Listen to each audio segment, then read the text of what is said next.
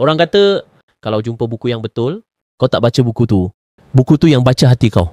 Assalamualaikum dan hai semua.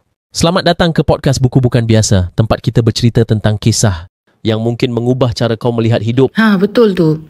Dan sebenarnya kadang-kadang satu je ayat daripada buku boleh buat kita berhenti berfikir tentang hidup, fikir tentang dosa dan fikir tentang mati. Hidup.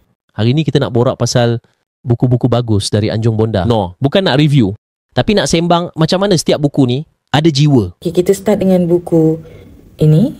Kalau baca waktu hati tengah rapuh, memang bergenang air mata.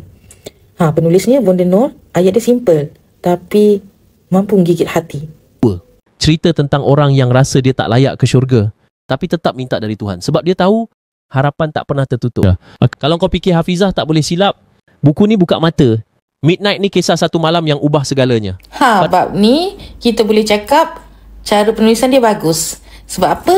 Sebab dia tak menghukum Hafizah tu, tapi dia menginsafkan pembaca.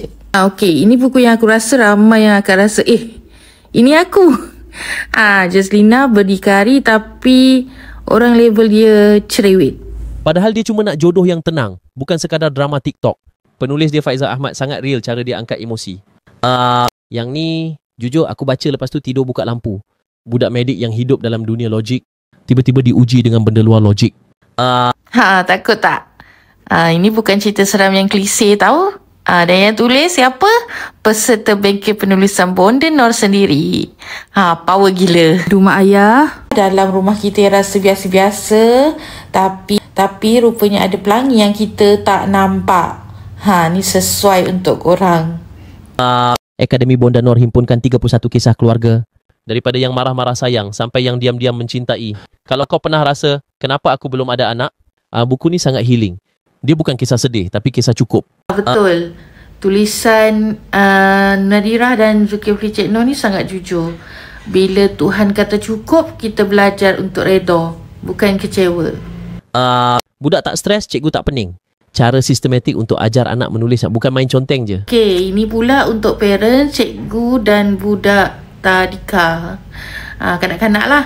Buku menulis yang penuh warna-warni dan fun. 30 ayat, tapi pahalanya luar biasa. Buku ni bantu kita hafaz Al-Mulk dengan cara paling senang. Ini tak berat pun, tapi nilainya tu yang berat untuk akhirat. Tulisan Bonda Noor ni bukan sekadar tulisan, tapi untuk kita mudah hafal dan cara-cara yang betul hafaz surah Al-Mulk. On the Way ni bukan buku nak takutkan kematian, tapi dia ajar kita bersedia perlahan-lahan dengan iman. Sibuk.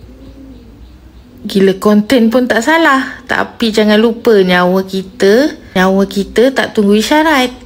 Kalau kau suka tengok dokumentari pendakian, Misi K2 ni macam baca filem. Hafiz Al-Kicuk pula, dia bawa kita ke puncak paling berbahaya di dunia. Kau baca sambil tangan berpeluh. Dia habis. Kau tak tahu buku mana yang boleh ubah hidup kau. Sampailah satu tajuk tarik kau masuk. Kalau ada yang buat kau rasa nak berubah atau sekadar nak peluk diri sendiri, itu buku bagus. Jom baca dengan hati, sebab buku bagus bukan sekadar dibaca, dia menemani. Jumpa kami di Pesta Buku Kuala Lumpur di Reruai Anjung Bonda Noor 23 Mei sehingga 1 Jun.